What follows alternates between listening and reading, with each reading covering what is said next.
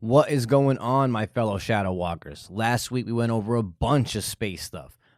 This week I'm your Willy Wonka, baby. Come with me and you'll be in a land of pure annihilation. Take a look and you'll see a fundamentalist nation. Today we are going to Iran, fuckers.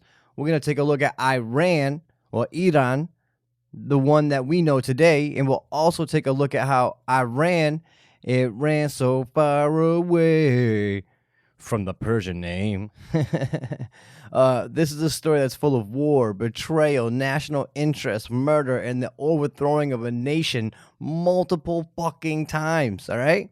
So buckle up and welcome back to Bright Lights and Scary Shadows.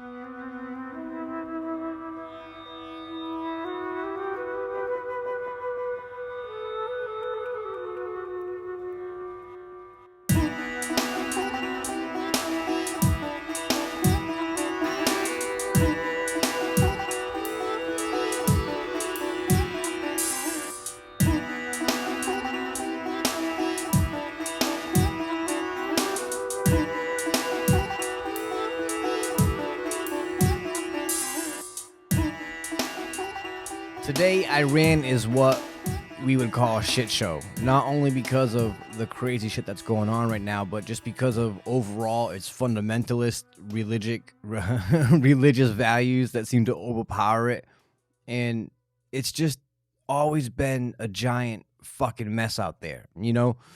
And this is not an accident. You know, Iran is home to the Islamic Republic, in case you haven't heard, right? Which I'm sure you have. And they are not a fan of America. And this is also no accident either, right? In fact, by the end of this show, you may very well, at least I'm hoping you understand why they may not like us very much. Now, this will in no way excuse them from their behavior at all, right? But after doing this show in the beginning, I didn't like us very much either.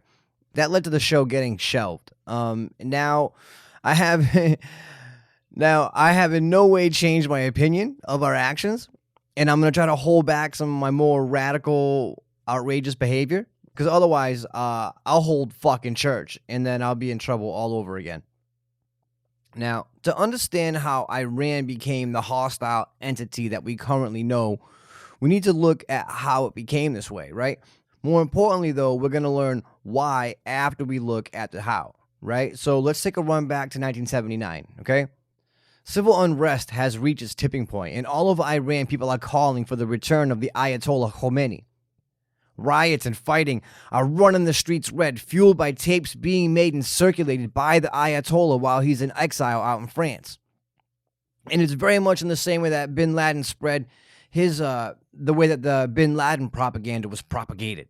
At the time in Iran, it was run by a puppet autocracy led by Mohammad Pahlavi Shah, right? The Ayatollah had been exiled for the past 14 years for opposing Mohammad Pahlavi Shah and his ideas. Now, all these years later, Ayatollah Khomeini sees an opening to return and take over the country, right? Now, the Shah ends up becoming ill, and he's hiding this from the country, and he's hiding it from as many people as he possibly can, mainly because the country itself has been raised against the Shah. So any signs of weakness beyond the ones already observed would be fucking fatal, right? So, however, the Ayatollah, he knows that something's going on with the Shah, right? Now, the Shah is battling cancer, and what's more is that the Ayatollah is the one that's sponsoring all of the unrest, right? No man should be worth $1 billion, the Shah's people would shout, right? Fucking, they got all whipped up into picking apart the very things that made an autocratic government. You know, like, why the fuck is he spending money on hosting all these people? That's our fucking money. You know, the Iranians were all fucked up, calling them out on all basic foreign affair hostings, typical to any royal affair, right? Yet they demonized him for it. You know, why should he have so many homes and live so fucking lavish? You know, he's your king for one, I think, right? But no, the Ayatollah swung the public into hating this dude that was trying to create an infrastructure for them, right? But we're going to get more to who the Shah is and who he actually is. Now, Ayatollah just means religious leader, more specifically a high-ranking cleric within the Shiite faith. Now, Khomeini got everybody all fucked up by using, religious beliefs and values to get the people just all insanely, ready to fucking rip everything down. And it's something that happens over and over here in Iran, as we're going to see moving forward throughout the show. Now, everything is going nuts in Iran. And as I said before, the Shah was a puppet Shah, the king, basically. And he thought that the West would come and help him with all this shit, right? Because after all, he's there to do the West's bidding. And he couldn't have been more wrong. So with the people taken to the street, the Shah's realizing that nobody's coming to help him, right? And he flees to Egypt with his family. Now, this whole time, this dude was still keeping his cancer hidden from the public. Now, I can't even imagine what he was going through at the time, like mentally. This is the time when you really want compassion the most. Or at the very least, you want to be seen as a friend to your people, to your followers. You're thinking about your legacy and shit, Instead, this dude is being run out of his fucking country, you know what I mean? And if you're wondering what kind of man Mohammed Pahlavi Shah was, you're going to just have to wait for Dr. J here to read through the rest of his chicken scratch, baby. That's all I can tell you, you know what I'm saying? Buckle in, this is a long one. Or hopefully not too long, but it feels like it might be a little long. There's a lot of writing happened for this episode because I really want you guys to understand what the fuck happened in Iran to make it the way it is now. Because it wasn't just like that. This shit got created. All right, where were we? All right, so once the Shah was out of the country, Khomeini was free to return from his exile and put an end to the 2,500 years of imperial rule. Now, prior to the Iranian Revolution, Iran was pro-West. They were free to speak, religion was rolled back, and the Shah was trying to get more Persian values while blending more Western ideals, right? Women could wear skirts and drive. They could be seen and allow themselves to be defined by their own thoughts. Men were open-minded and progressive as well. Oh, and you could still get sauced up, right? And all that shit pissed off the religious sectors in Iran. That mixed with their hatred of the West was the fucking match falling on the gasoline. Like towards the end of Tango and Cash, where they had the hose in the back of that fucking gas truck, and then they drove the gas truck all over the place, getting the gas everywhere, and then they throw the fucking match on the gas, and the gas goes, and it blows up, and they do the whole running away, jump, boom, that's exactly what was going on, figuratively speaking, except Tango and Cash were Khomeini in the Islamic State. And just like in the movies, when we all saw that shit, we were like, what? That shit was fucking bananas. That was the Iranian people. They were like, oh shit, Khomeini's a beast, right? And now the Shah's out of the country. And the Ayatollah, returning from his 14-year exile, seizes power. And the first order of business was to get all that fuddy-duddy shit the fuck out, right? The way that he decided to do this was to round everybody up that was loyal to the Shah, and he brought them on top of schools and executed them. Khomeini's version of Iran was quickly realized to maybe not be what everybody was expecting it to be, The Ayatollah quickly crowned himself as a supreme leader of the newly founded Islamic Republic and enacted the Islamic Constitution and Islamic law. Now, all of this kicks off back in January of 79, and by November of that same year, Mohammed Pahlavi Shah his health would take a turn for the worse, right? So now he can't do anything about it anymore. Like, he needs to come clean. And in an attempt to save his own life, he makes a mad dash and plead to America to seek asylum and access medical care. And this is the first time that America's hearing about him having cancer. Like, that's crazy. Like, he hid that shit from even the CIA, dude. Like, that's nuts. And they don't believe him. They think that he's just trying to get into America to get away from the uprising in Iran. And now they also know that this is going to be chaos if they allow him into the country, with the Ayatollah having just seized Iran, and they are on some fuck the West shit, man. And all right, I'm getting sidetracked again. Fuck. Hold on. All right. Now, the president at the time was Jimmy Carter, and old Jim Bob done found himself in quite a pickle. Boy, I bet it was about as fun as wrestling a honey badger buck naked because you wouldn't let your Uncle Grandpa nibble on your leather bagel. Shit, we all done been there, right? Shoot. Poor Jimmy, I only have sex through my dick hole on my boxer's card. I had to make a decision. Do I refuse this dude access to the country, in effect assuring his death, or do I allow him refuge and deal with the massive blowback from the newly minted Islamic State?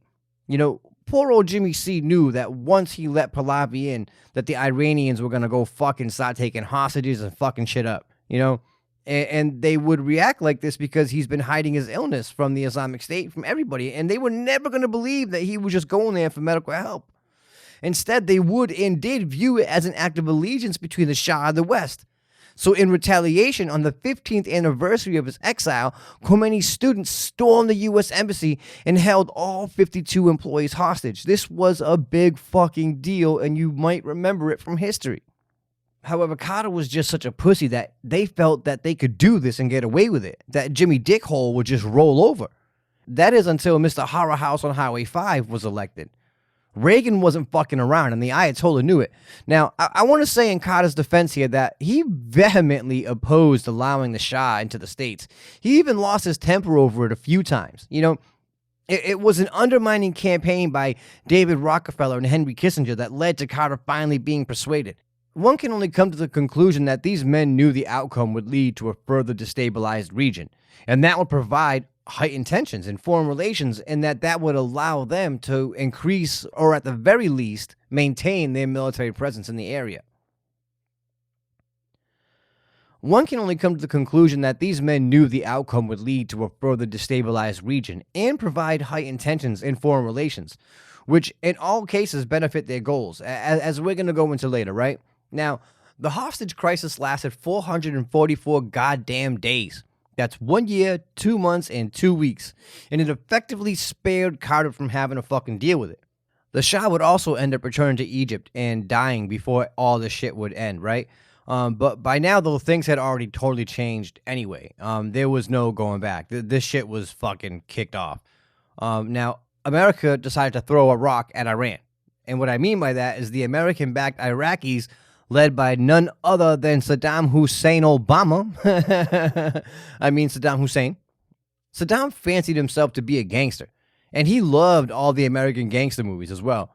Like, I wonder if he would be a good topic to go over, from his rise to ruling a nation, and then from his fall, and then his capture in a fucking hole, all before being hung on live TV, and then all that shit they did to his sons and all that, the fucking the pictures and all that. Oh man.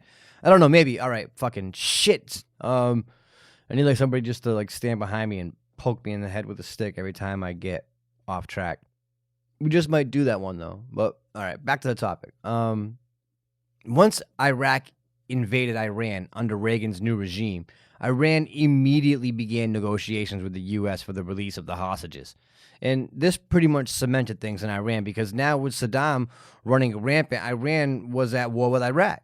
And if it wasn't for the American support in Iraq, they would never have invaded and started a proxy war that lasted 10 fucking years. The Islamic Republic had all the fuel that they needed for the fire, and they lit the people the fuck up. And to this day, the Islamic State still holds power, and they still hate the fucking West, right? Now, the way the ruling class is set up is strange as fucking Iran, and there's a few other countries that have the same type of setup, and it blows me away, only because I'm not for a lot of this type of church and state type of shit. That's just me, though. So they're listed as a theocracy nowadays, and a theocracy is a form of government that is ruled by a deity or a god who speaks to them through an intermediary. And the intermediary in this case is the Ayatollah. Now, they also have an elected president, a prime minister, and a parliament. However, they also have a supreme leader, and the supreme leader reigns supremely. The supreme leader in this case is the Ayatollah, and the Ayatollah that leads is whoever the Ayatollah is of the time. Now, the supreme leader can veto any motherfucking thing that he pleases. He can also enact any fucking thing that he pleases. You know, he's like the Pope of the Shiite world, only he has a fucking gun. And not just any gun either. This dude's got a fucking Kalashnikov with a hollow sight and a double-stacked banana clip. He doesn't have a Pope mobile either. This dude is this dude's on some Master P no limit shit. You know, fuck that glass dome. The Ayatollah's got a disc-shaped turret on the fucking Al-Qarar main battle tank. The Islamic Republic comes rolling through the market like, where them virgins at? Where they go? Where my suicide bombs? There they go. so so because of this, religious law rules over everything. All right. So now, gather around, Joseph. Gather around. Would you like to hear a story of how terrorists are made? Okay. With mommy religious fundamentalists and daddy extremist political views, love each other very, very much. They pray to Russia for a baby, okay? And then Russia sends a giant metal stork in form of glorious Antonov cargo plane full of little seafood babies for them to play hide and seek with. It's very nice, very beautiful story. Yes, yes. Why are you crying? No, stop this. This is amazing. It's good for Russia. You shut the fuck up. Here in the States, we have separation of church and state because of shit like this. Regardless of your faith, it's just that. It's your faith. It's no one else's. And while religion does still play a huge role in our politics, it is in no way to the level it is in some other places. And it is important to understand the role that religion played in destroying Iran. Prior to the revolution, religious law was much less involved, so to speak. They were a burgeoning nation rich with oil, led by a man, while albeit ruthless at times, was trying to make the country more like the West. He wanted less religion and more economic growth. Profits were up, the economy was up, college graduation was at an all-time high, and the Shah wanted things to be like the West a little too much. While Iran had made these great leaps forward in so many respects, the people felt lost within it. For example, right? How cultures can come to America to prosper. And then after a while, after that culture prospers for a while and contributes enough, they look to be recognized. And when they aren't recognized and having their culture included, they feel ostracized and on the outside of everything. And that's how the people in Iran felt about their own culture in their own country with the shit that the Shah was doing. And then to kind of top it off, it didn't help that all these people were graduating college and there was all the shit that was going on and the Shah was trying to boost everything up, but the economy didn't catch up to his dream. Now, there was a massive influx of Western ideals, and within it, they didn't see how their own culture was supposed to be a part of the Shah's vision. Now, the country was rich and the Shah had money, but the infrastructure was so well laid out and funded that a massive surge of now well-educated Iranians didn't have any jobs. The Shah's Western ideology moved at a lot quicker pace than his Western economy would. Still, though, Iran was on the cusp of becoming a beacon. The people couldn't see it, though. They were blinded by Khomeini and religion, and they sought to remove the puppet king. And remove him, they most certainly did. The Shah's family never ended up returning to Iran up until this very day. Interestingly enough, though, his exiled son, Reza, is still very active in Persian affairs and has the de facto claim to the throne. While Reza and the rest of the Pahlavi family remain in exile, the Islamic State still rules supremely. Now, Mohammad Pahlavi Shah, I don't think he ever truly realized what he was to the West. And his inability to develop into a strong and confident leader made him easy to manipulate. He behaved more like a Beverly Hills socialite than a ruler. And the fact that he was so weak is what was his downfall with the people. He couldn't combat protests in any logical way. He couldn't understand how his people couldn't love his new Western world within the Middle East. He didn't understand how they weren't willing to give up their lives for all of the glamour that he saw. Instead, he believed that these people were hired by foreign governments. And so when they began to protest, he fired on the crowd. He did what a weak man would do who just tried to shut him up and scare him away. Not what a strong man who was confident in his ideals and beliefs would do, would try to address the people and settle the calm. Instead, he just fucking fired on him. And then that made the protests grow. And this whole thing got so out of fucking hand that the Shah had to flee. Now, he thought that we would intervene. He even tried to warn the West.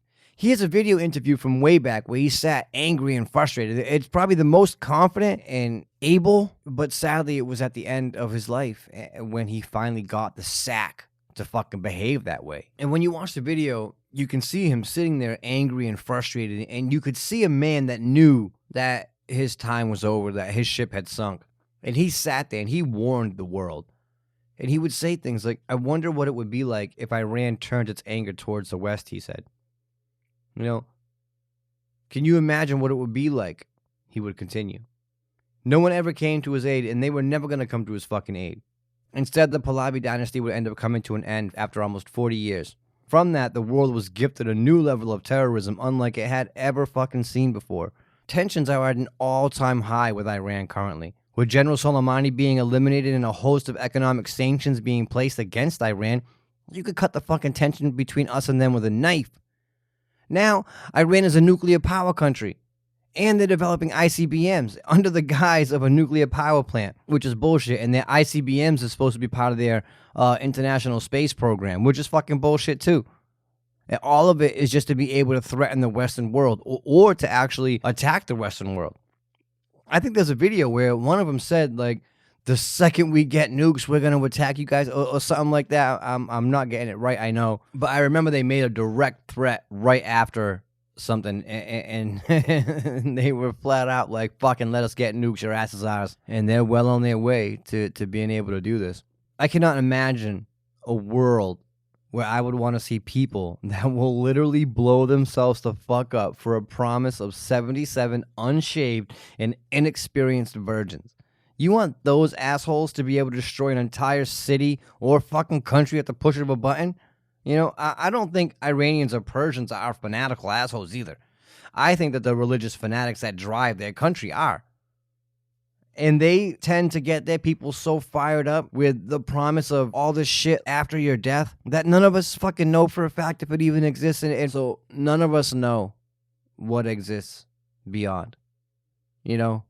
And the fact that people are willing to fucking blow themselves up for virgins and the unknown, it's fucking wild to me. And I would love to not see them have nukes, but I can understand why they want them at the same time, because they've just been fucking dicked down with no lube for years and years and years. And we're going to get into that. Now, from all of the sanctions that we've placed on Iran, Iran's GDP is down well over 60%, and Trump and the West show no sign of letting up on any of these fucking sanctions, especially with the IRGC, Iran's military, being officially designated as a fucking terrorist organization. Then they accused the West of sponsoring terrorism. Iranian-Western relations only seem to be headed in one direction under the current regime in Iran and with the current perspective in America. And I wonder really if there's ever going to be another coup and maybe Reza Pahlavi and his family see a return from exile. I don't know. But yeah, the way things are right now in Iran are pretty crazy. But that's everything kind of in a nutshell. Like, that's what happened in late 70s, early 80s that brought us into this realm of fanaticism and the Islamic State and all this wild shit. So let's take a quick break and hear a word from today's fake sponsors. And then when we get back, we can look into the fucked up series of events that led us to where we are today. Hang tight, don't move, and we'll be right back. Come on down to Kiko's Puerto Rico's Car Garage for all your Puerto Rico's car needs on County Street. We work on Hondas, and Hondas. Sometimes Toyota. We work on brakes, audio system, spoilers, rear spoilers. Just don't bring us American cars. Kiko's Puerto Rico's Car Garage for all your Puerto Rico's car needs. Hondas. All right. In the first half of the episode, we called Iran, Iran. But it wasn't always called Iran or Iran. It used to be called Persia. So from here on out until a little bit later, when we refer to Iran, we're going to call it Persia. All right, my friend? Okay, let's go. Now, Persia is no stranger to conflict, right? In fact, Persia has been embroiled in conflict in what seems like fucking forever. The Persians have fucking fought everybody, bro, from King Leonidas to Genghis Khan, fucking Alexander the Great, you name it, dude. Their history is long, and everybody has tried to fuck with them over the years, and they have fought them all. They've won some, they've lost some, but they've always come back and got their vengeance, so to speak. Now, I'm going to try to focus our attention, given that power has changed hands so much over the years, as well as the fact that there have been way too many past conflicts here to try to sum up all of them within our time frame. So I'm going to be as focused as I can, and I'm going to try to be as specific and informed as I can. Sorry if I mess something up along the way, or if I miss something. If I do, get a hold of me and we'll build on it. As I stated a second ago, the Persians were no stranger to having their borders tested. The British and their imperialistic grip has had a hold on the region since as far back as I can fucking remember. I didn't care enough about that statement to look up the fact, but whatever, right? Now, wars have been raging on and off since time immemorial. And this is very true as well for the Persians, but even more true for the Russians and the British. These two pricks have been fighting people and taking shit before fighting was cool. War costs money, though, and more importantly, though, it costs resources. Lots and lots of resources. And what happens every time a dominating nation needs resources? Oh, well, they simply head over to their neighbor and they ask to borrow a cup of sugar. If their neighbor doesn't give them some sugar, well, they're just going to get in there and take some fucking sugar themselves. The whole thing is very rapey, and it's not just because I explained it all weird and shit either. In 1900, though, England was looking for food. She's a hungry bitch, and it takes a lot of juice to keep that war machine running. Persia was known to have all the juice, baby. And by juice, I mean fucking oil. But they were very, very resistant to Westerners. That is until a gentleman by the name of William Knox Darcy strikes a deal with Persia. Now, this dude was a rich English socialite that made a killing off of gold mining in Australia when he was young. Now, he's back in England, and then England taps him right away to help persuade the Persians to allow a Westerner to look for resources. Now, Darcy was famous for his lavish fucking bashes where he took great care of his guests. He spared no fucking expense, right? Now, well, after one of these magnificent soirees, Mr. Darcy was granted a 60-year concession to search Persia for oil. More specifically, to explore, obtain, and market oil, natural gas, and asphalt for 60 fucking years. You need to understand the gravity of that statement. That assured a foreign power in your country for 60 fucking years, all right? Aladdin Shah Qajar was not a good businessman. We're going to get into that later on. And neither were a lot of his predecessors either. Now, basically, Darcy regaled him with stories of adventure and then gave the dude 20 large and promised him 16% of future profits. Now, Persia was severely behind the times of modern development, and they needed money for their economy. And the English did what they always did, is they spun this shit to their benefit. Darcy invested a ton of money to get things rolling, but it was all the front. He was playing with the house money the whole fucking time. He was an economic hitman, so to speak, for Britain, right? Now, 7 years later, they find massive oil deposits. Darcy's been running a smokescreen the whole fucking time saying that they can't find oil. Before the oil discovery goes public, Darcy would give his shares and rights to the Burma Oil Company to cover his losses, so to speak, right? And then after that, he removes all of his money out of Persia. This is some next level shit too, right? He was going to have them break down all the equipment and sell everything off to prove to the Shah that this was all lost in the venture. Now, then at the last minute, a herald appears, bearing great news, my lord, for the men have discovered oil in the fields, my good sir. Immediately after discovering oil, the Anglo-Persian Oil Company was created, right in 1908, okay? And then this is when a new deal gets put into place. Now, remember, Darcy gave his shares to the Burma Oil Company, right? Now, Burma creates APOC, the Anglo-Persian Oil Company, and now Britain returns to Persia. The deal that is about to get put into place is gonna fuck Persia over ridiculously for years to come. The Persians were by no means a technologically advanced nation. The Industrial Revolution had all but passed these motherfuckers by, and I wonder if those sandstorms make it hard to see basic human advancements and progress. So in come the Brits in the form of APOC, and APOC would strike a deal that would give them 51% of the controlling shares, as well as honoring the previous concession of 16%. This is where they fuck over the Persians. APOC would buy the land that housed the oil reserves, all right? Now, that meant that they owned the controlling share and the land that held all the resources. De facto, that gives them control over the whole fucking thing, all right? Now, that 16% that was supposed to be paid out to Persia was totally dictated by APOC, meaning they never showed the books to anybody at fucking all, if there were even books to begin with. So they could say whatever they wanted as for how much they made for the year. If it was a down year, then they got fucking down on their kickback. And that's the level that they were fucking with Persia, all right? They were basically giving Persia pennies on the fucking dollar. Now, this went on all the way through World War I, right? Persia's starting to freak out because since all this war shit has gone on, the English have been pumping out oil and resources to supply their wars.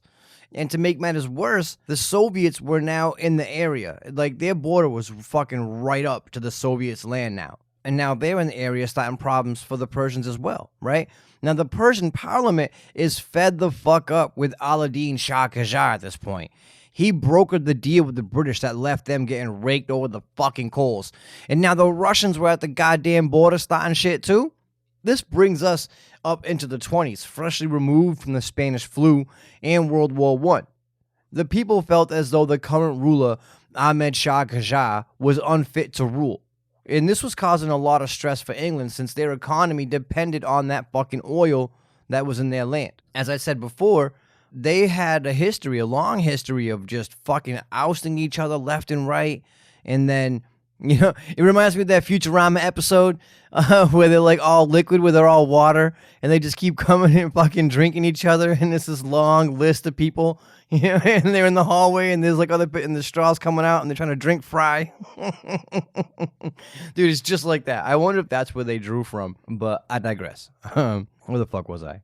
Now, not only were the English getting all stressed out because of this shit, but a lot of English men as well had money tied up. So it wasn't just the government, it was people within English society as well that had a bunch of money tied up in these Persian ventures. So naturally, all of England sought to fucking overthrow all of the government and place somebody in power that would be more amicable to their needs as a nation, right? Now, the Persians were not a big fucking fan of the English, so overthrowing the government and putting in a puppet was not an easy thing. It was a very tall order.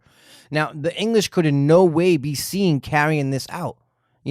So they sought out a young soldier that they could tap and groom, into this position that they wanted him to be in.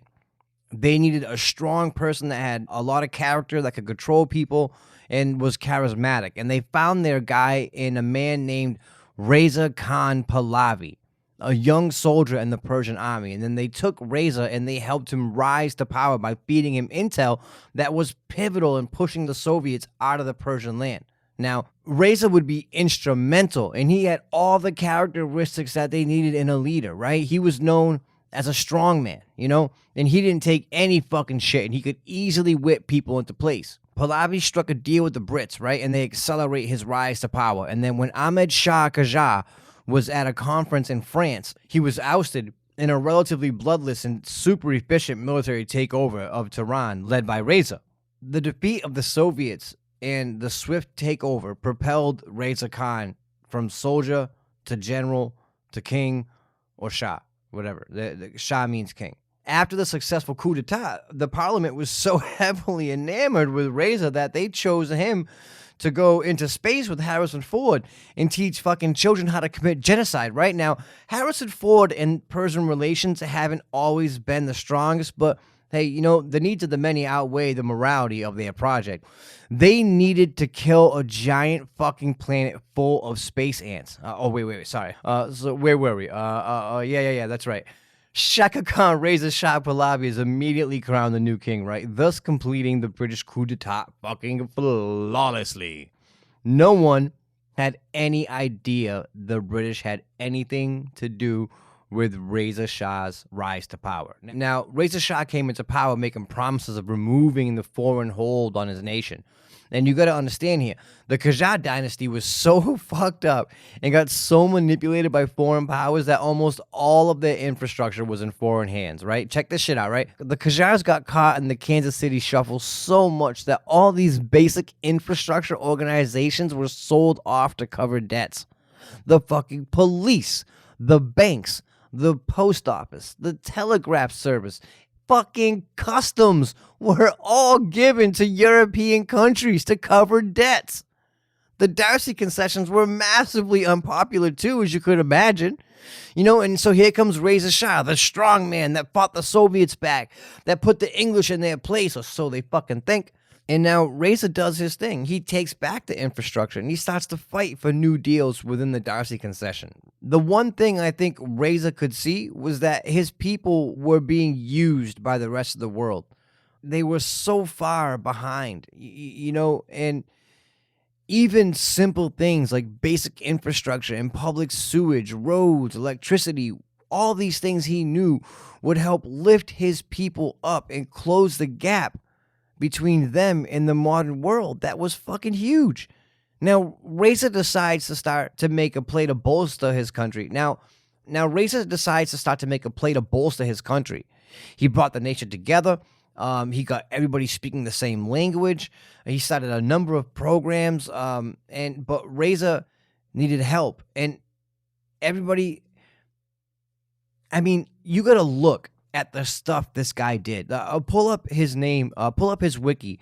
Reza, R-E-Z-A Khan, Khan, Khan, and Pahlavi, which is P-A-H-L-A-V-I. I think I might have just fucked that up. Shah, S-H-A-H, right? And look at the things that he contributed to Iran.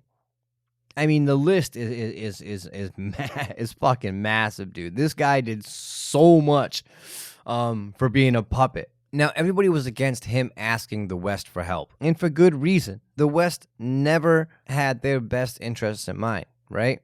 The problem with this is not the action necessarily, but the time, all right?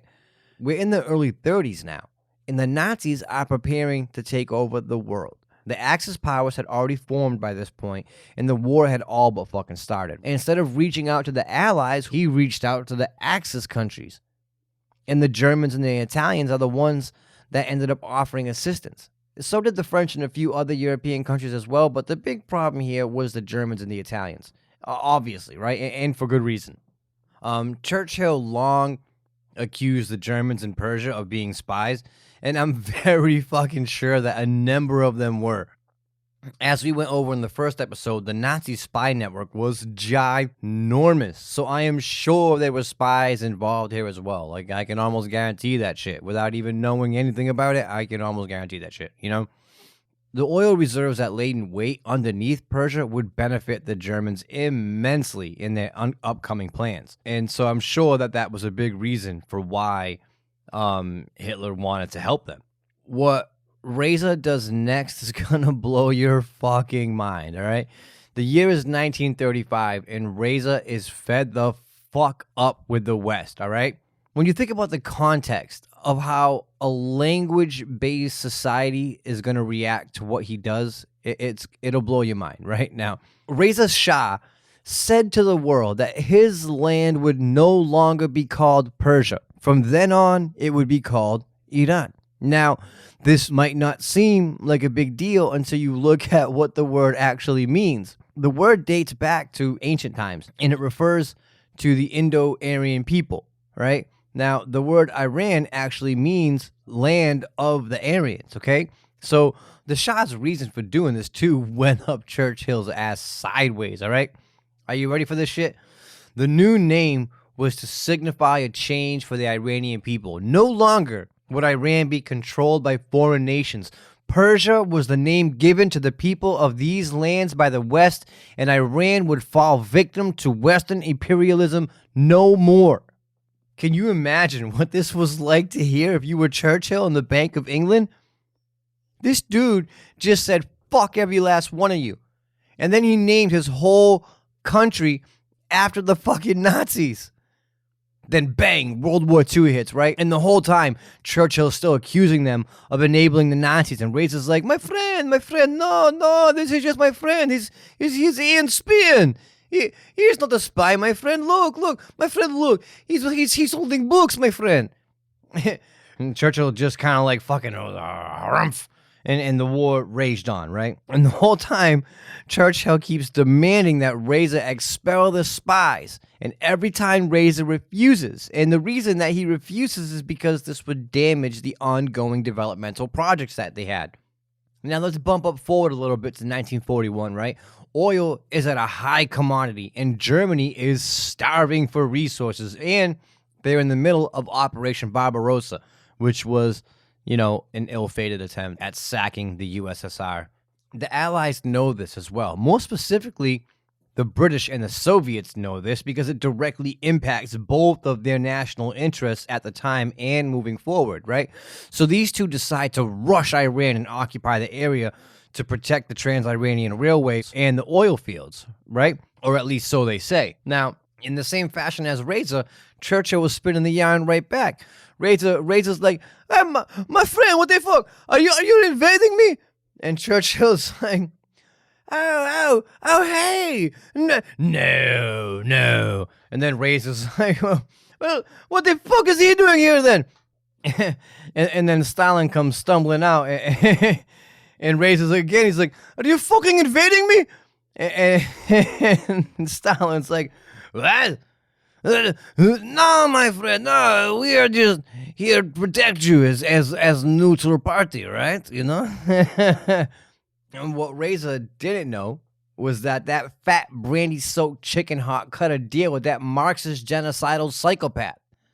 Basically, Churchill was going to slide Stalin a little oil concession on the side in turn for helping him invade and control what is now being back to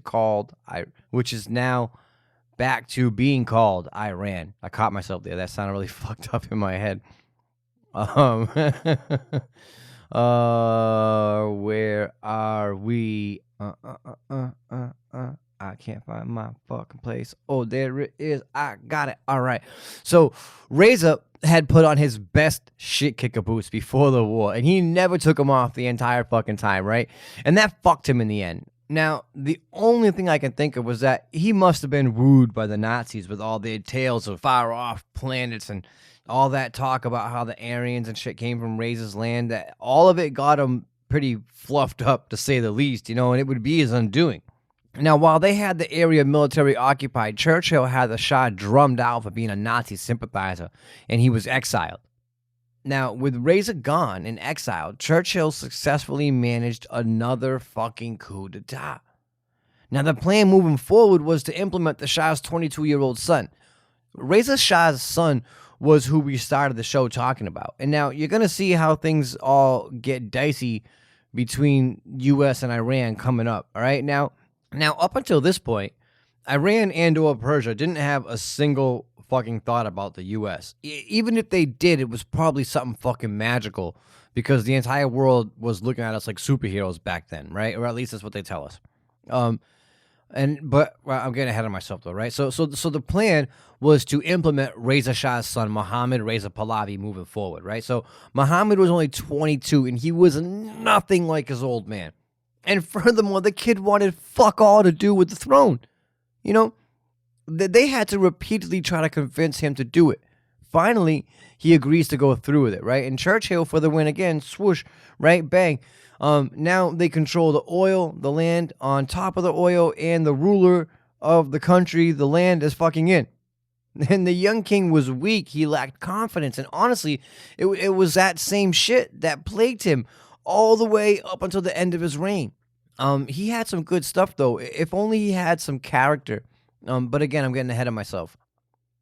With the new regime in place and the war over, Churchill's appetite was quenched and England went about its fucking business, right? Now, as I said before, the young Shah had very, very little interest in ruling and less interest in enforcing his father's secular politics. Now, this led to a bit of reform in Iran over the next 10 years. Well, actually, a lot of reform.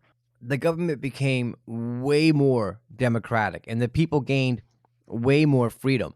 The young Shah idolized the West, and as things lightened up, Iran became a true democracy, right? Albeit an autocratic democracy, it was still a democracy. And within this new voice given to the people began to call for further reforms. They wanted change. And this brings out the rise of someone that I never even knew about, who is now one of my fucking easy top 5 heroes. Easy. The dude's name is Mossadegh. Mossadegh was the fucking man, right? He started out as a lawyer, and he was a nationalist that ran on a social reform platform of nationalizing the oil industry. And the second he got elected, it was the very first thing he did too, right? He felt that these profits belonged to the Iranian people. And he was absolutely right. Because of his beliefs and his political stance, the people fucking adored this man. He was right out of the same vein as all those other revolutionary men back in the day, of all these people that just put themselves in harm's way because of their belief in the people, and regardless of whatever they were, whatever their moral failings were, they laid it all on the line for us, and they were paid back with betrayal, deceit, and oftentimes murder, most of the fucking time. Mossadegh doesn't get murdered though, although I'm sure Churchill would have loved to fucking stick the knife in his back himself, right? So let's get back to it. So now Mossadegh gets elected as a new prime minister, right? And Mossadegh, he's the fucking man.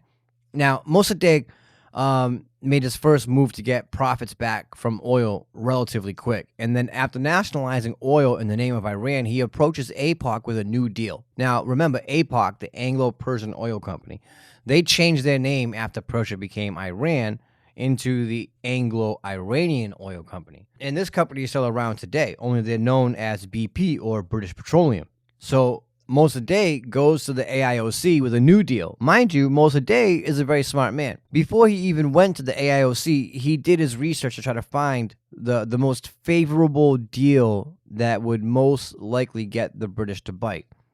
Which honestly he shouldn't even have had to fucking do. The English nationalized Iran's oil for themselves. That's how wild the British are, all right? They will nationalize another nation's national product for their nation, and they can give two fucks either which way about it, all right? Now, they had been doing this to Iran for over 40 years up to this point. Still, though, Mossadegh tries to find an amicable solution that would benefit both parties. Now, across the world of Venezuela, the Creole Petroleum Group had a similar lock on the Venezuelan oil product.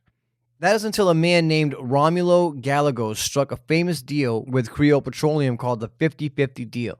And there's no mystery to this deal either. There's no doublespeak, there's no contingencies to mention, just a simple split. All right? We are a country and you are a company. You should only get 50% of the profits, while the other 50 should go to the country that provides the national product. Now, this deal was famous, and it was basically Romulo's crowning achievement, and it's one that he's going to go down in history for. The deal was repeated multiple times by many, many countries in order to repair fiscal imbalances between country and corporation. Now, Mossadegh sees this as a fair deal, especially considering that they've been getting fucked over since forever, right? Now, the AIOC basically tells him to go fucking play kite runner. But Mossadegh is undeterred, though, right? He sticks to his guns in Navarone, and he wasn't going to stop shooting meetings at these motherfuckers until they accepted a new deal, right? Mossadegh was so popular that he was Time Magazine's Man of the Year. He beat out Churchill. He beat out Truman. He beat out so many other prominent figures of the time. Even General motherfucking MacArthur he beat out, all right? Like, that's huge. This was getting Churchill all jowly and flustered. Churchill was so vindictive and selfish, like a fat fucking bully that never got love and just ate his feelings, Following Mossadegh's constant attempts at oil reform, the English started to fight dirty. Now, they started to place blockades, embargoes, all kinds of shit on Iran. If anybody tried to go in and buy oil, their tanker would be seized by the British Navy, and you wouldn't get it back for quite some fucking time, if you even got it back at all right? Churchill and his compatriots were still all stuck in that colonial mind state, They couldn't even believe that these poor bastards were demanding. And the nerve, and I say, can you believe these? And I was like, can you believe these people coming, demanding things from us? Can you believe such trifeness? Oh, I say, oh, harumph, I say. Oh, I say no. All of the nay to you, good sir. They viewed the Iranians as fools, and they didn't think that they would be able to operate the oil fields without their help and intervention and shit, So the idea was simple.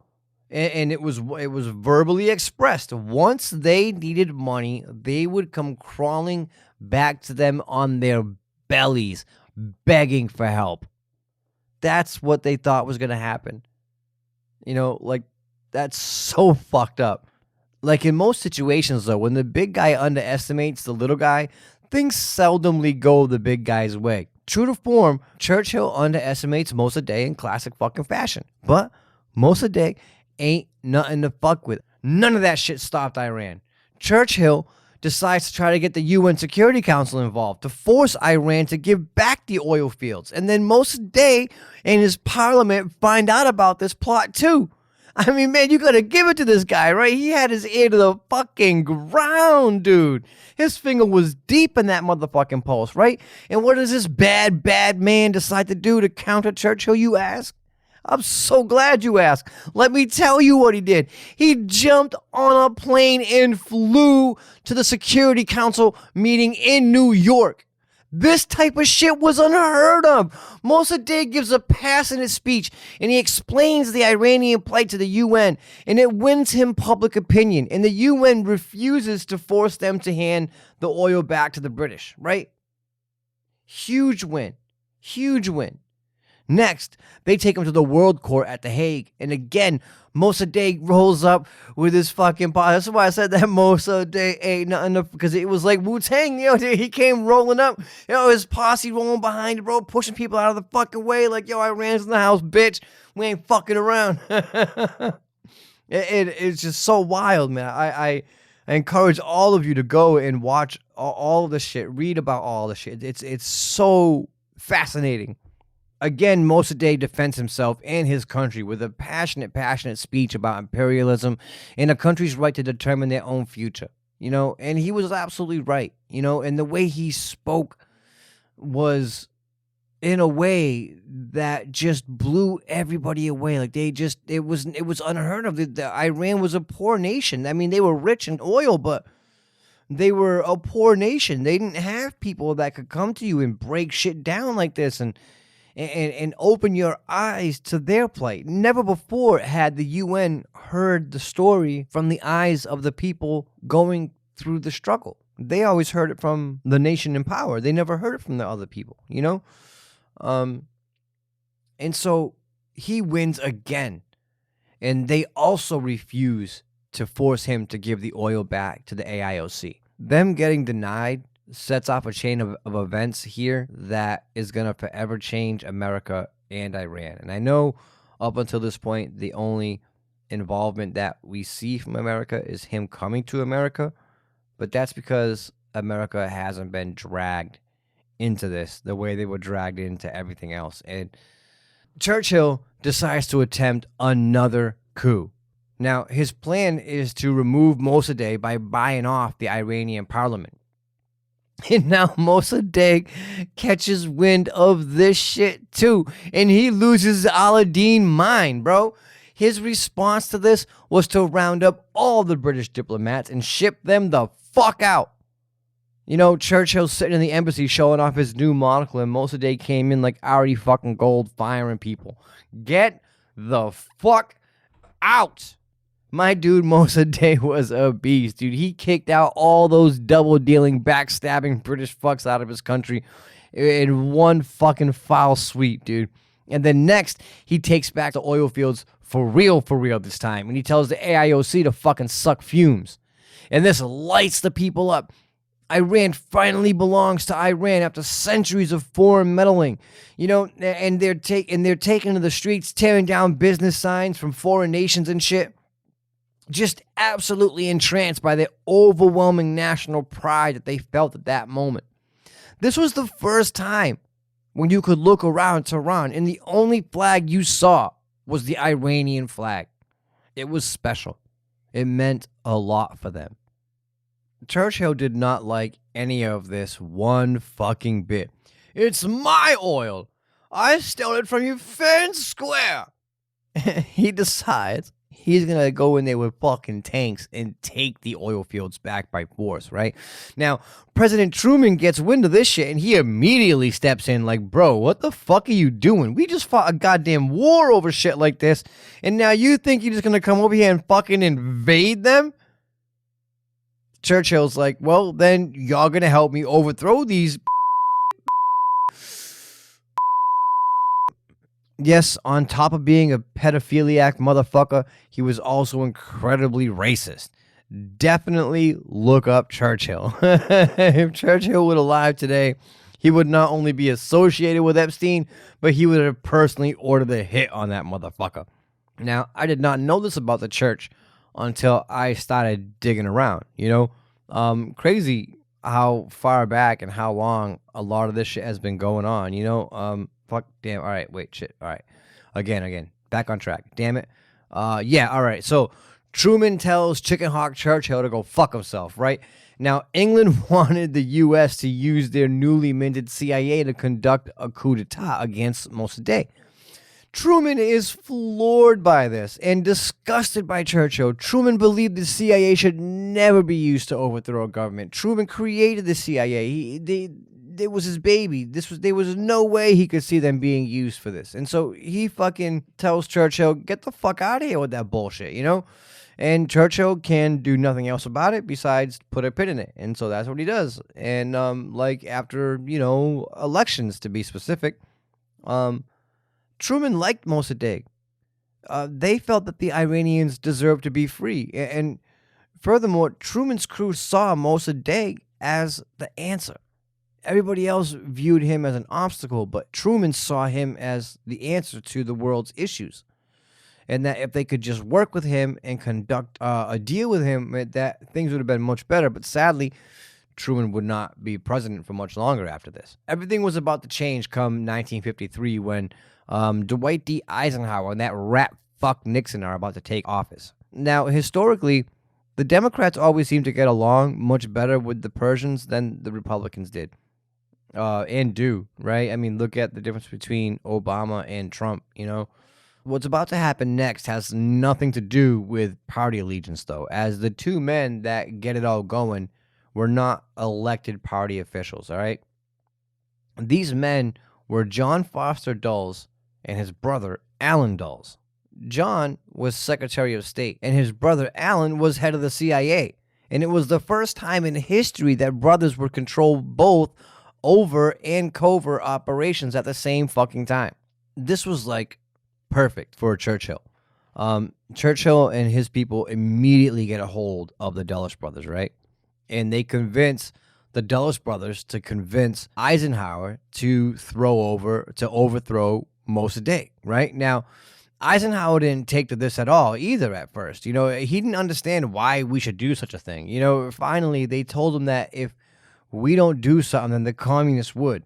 And now that would leave those card-carrying commies in control of one of the largest oil fields in the fucking world. And that was enough to spook Eisenhower into making one of the worst decisions an American president has ever made. Now begins America as a clandestine operation. The Dulles brothers hired a man by the name of, I shit you not, Kermit. Kermit fucking Roosevelt, to be precise, all right? He was the grandson of the former President Theodore Roosevelt. Now, is it Kermit, Roosevelt's grandson, was the head of the Middle Eastern division of the CIA, so he was perfect to lead the coup. Kermit was a fucking shisty dude, bro. Basically, what Kermit does when he gets into Iran to start the coup is he immediately hires two tribal groups, and he pays these people to talk a whole bunch of shit about Mossadegh, calling him that he's a dictator, and then he pays the newspaper to run a massive slander campaign. And the newspaper just day after day is hitting him with all kinds of wild shit, man. He's a fag, he's a Jew, he's a fucking commie, he's a Nazi, like anything, like all the wild shit. Like a fucking, when I say a slander campaign, I mean these dudes went all the fuck out, Now, Kermit keeps bribing his way all the way up the chain, helping to undermine Mossadegh at every fucking turn. Next, he hires one mob to go out and start rioting in the streets in Mossadegh's name. And then he hires another crew of people to go out and attack those guys, And then he hires the police to go out and shoot at all of them. Like, that's fucking insane, dude. Like, this dude Kermit was no fucking joke. All of this causes massive amounts of chaos in the streets. And now the Shah, and forgive me for this, was such a fucking pussy. He gets freaked out by everything and never not once tried to intervene at all. Instead, he agrees to try to help remove Mossadegh. Now, Mossadegh would find wind of this scheme too. Like, this dude's a fucking god, bro. He finds out about everything. He finds out about this scheme. And listen to what he does, right? Listen. This is how much of a badass motherfucker Mossadegh was, right? Listen to what happens next, all right? The Shah sends his guards with walking papers to Mossadegh's house, right? Now, the plan is that when they serve him, he's going to refuse. And then when they refuse, they can arrest him, right?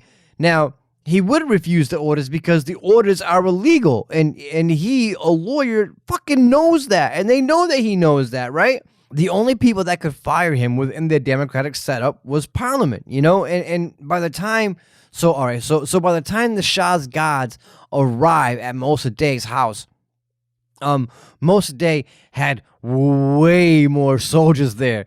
And then he arrested the Shah's guards for trying to do something illegal. Like, what? Like, this dude is amazing, man. Like, and all of it is just, all of it is right. All of it is true. All of it. You gotta fucking love this man. You gotta root for him in this whole thing. Like, he was doing it all right. All of it. So here we go. Let's keep going, right?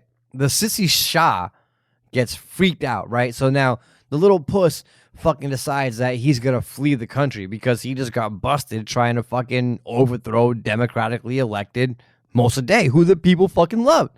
Now, everybody figured that the Shah was working with the British and that this was another attempt at a coup and all that, but they were very, very wrong. Now, Mossadegh is still maintaining control through all of this. Like, can you believe that shit? Like, it's all about to end, though, right? Now, riots are destroying the country. Iran is falling apart, or so it would seem. I know the West is wrong for everything they did to create this entire situation. But do you see like a pattern here? The Persians themselves continuously destroy their own lives for just about any fucking reason. Prior to European involvement in Persia, there was coup after coup after coup, Aryan on Aryan violence to the third degree, over and over again. This is a brutal fucking region. Mossadegh was the truth, and they fucking knew it. Yet and still, they allowed themselves to be swayed from the truth. They allowed themselves to believe the contrary to what they knew in their heart about Mossadegh. And this is how this region baffles me. They took money to destroy their own shops and yell things that they knew were wrong and were most definitely going to start problems. Especially since they were going to go start smashing shops and shit and hitting people and shooting guns around. And then another group takes money to go attack the other group in the streets. So one group takes money to go destroy their brothers and sisters' homes, shops, and hurt their family and friends. And then another group takes money to go and kill their brothers and sisters and family and friends. Like, that is... From this, all kinds of other people joined in because fuck it, why not, right? And then the military takes money to go in and fire on the people too.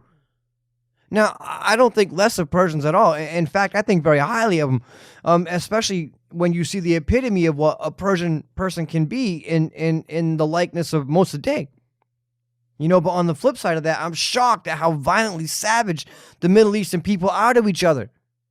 Furthermore, I'm left to wonder if they are easily manipulated or corrupted or whatever it is. Is it the religious ideals that allow them to find themselves in such blind aggression?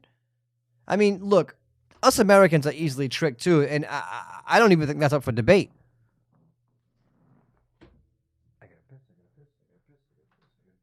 The Persians, though, man, the people themselves would be overrun by mere words from simple sources in such a way that they would lose sight of everything. Now, the people have been implicit in multiple coups already just in the short time that we've been together today, which I think just goes to show you how deeply ingrained this type of anti-establishment view is. Like, it's so deep within them to not trust whoever is in charge and be so willing and ready to just oust them. And that's crazy to us here.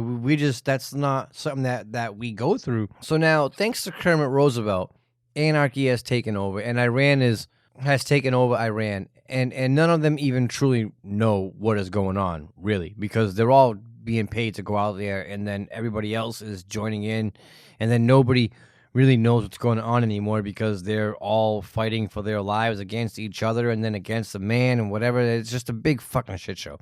So America, now this is the first time on paper we're going to get involved.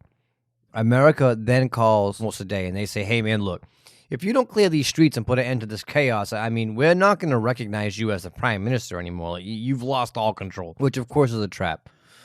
Kermit the Covert Frog has a bunch of traitors on his payroll, and what they need right now is access to the armory. Now, Mossadegh trusts the Americans.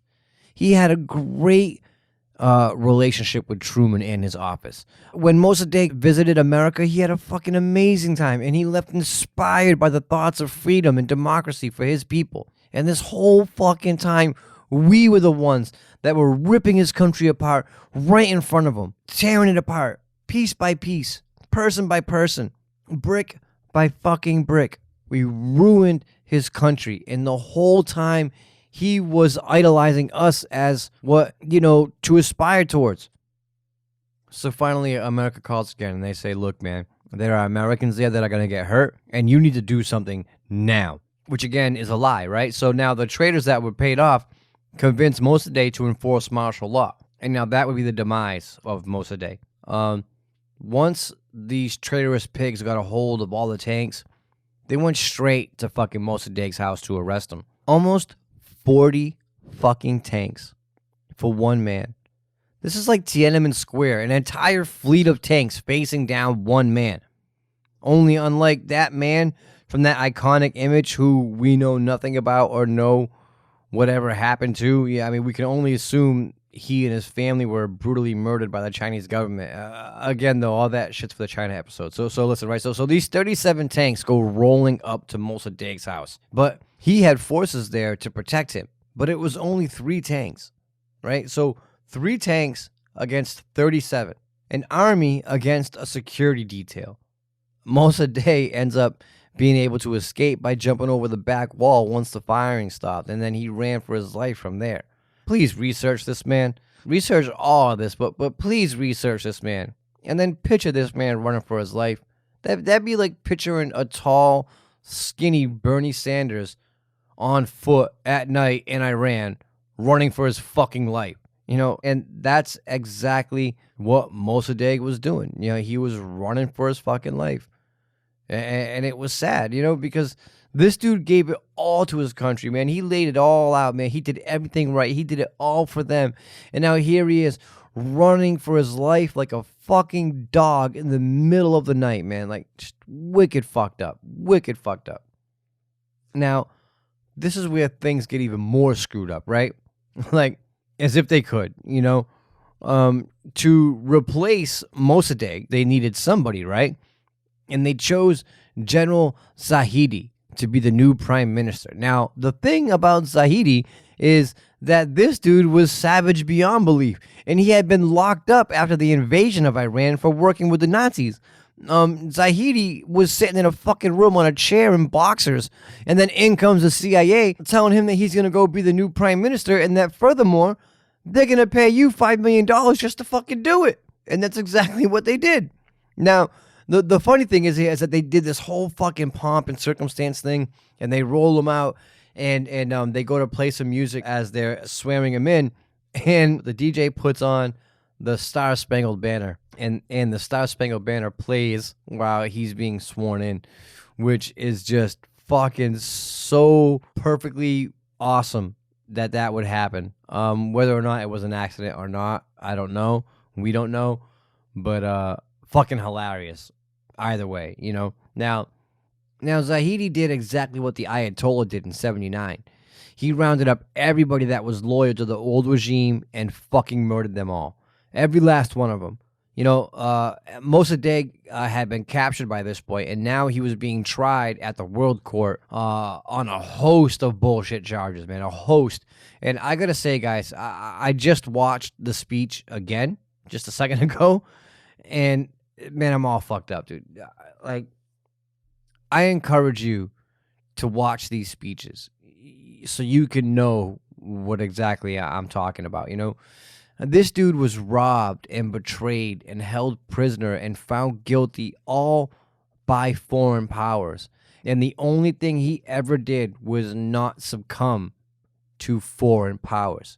He stood his ground and he did everything for his people, for the benefit of his country. And now here he is on stage like a criminal, like some kind of thief, being tried and told lies and accusing him of all kinds of shit, and he stands up and he says a whole bunch of fucking shit. I can't even begin to paraphrase the whole thing. He ends up winning favor again, They end up just charging him with 3 years of solitary confinement. And that was it, and he thanks them for that, and he says, I guess, that's the best case scenario, you know what I mean? Is this something like that? It's basically a slap on the wrist, even though he was not guilty of anything.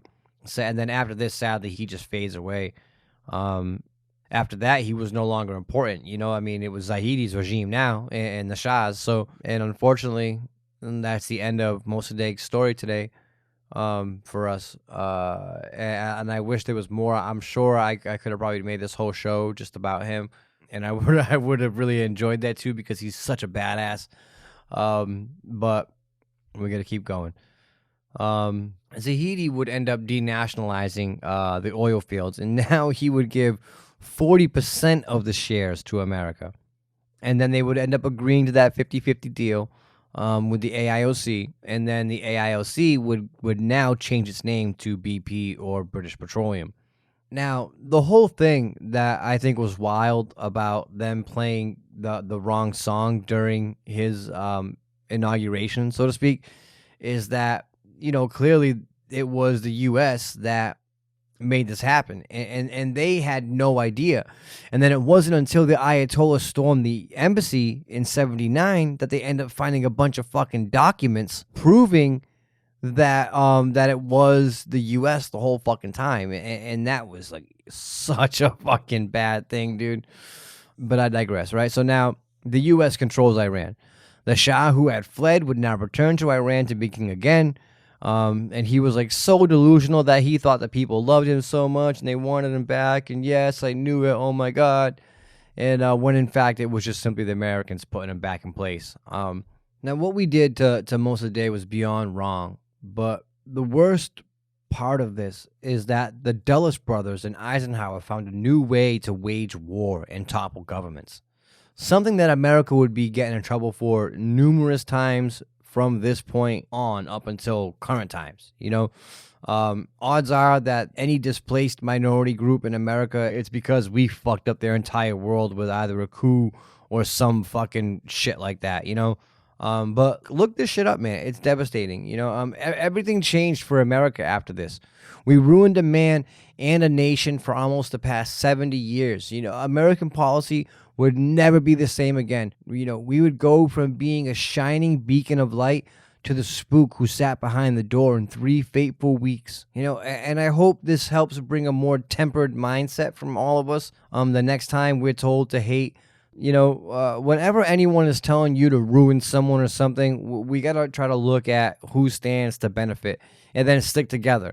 If we as a people, any people would ever hope to fight against tactics like these, then we gotta be able to stand united. Well, that does it, Shadow Walkers. Now you know the truth when they shine their lights on Iran. I hope satisfied our overlords with this iteration of the episode as well. This was a long walk, so thank you very much for being here with me. I hope you are all safe, and I can't wait to see you all next week for another episode of bright lights and scary shadows.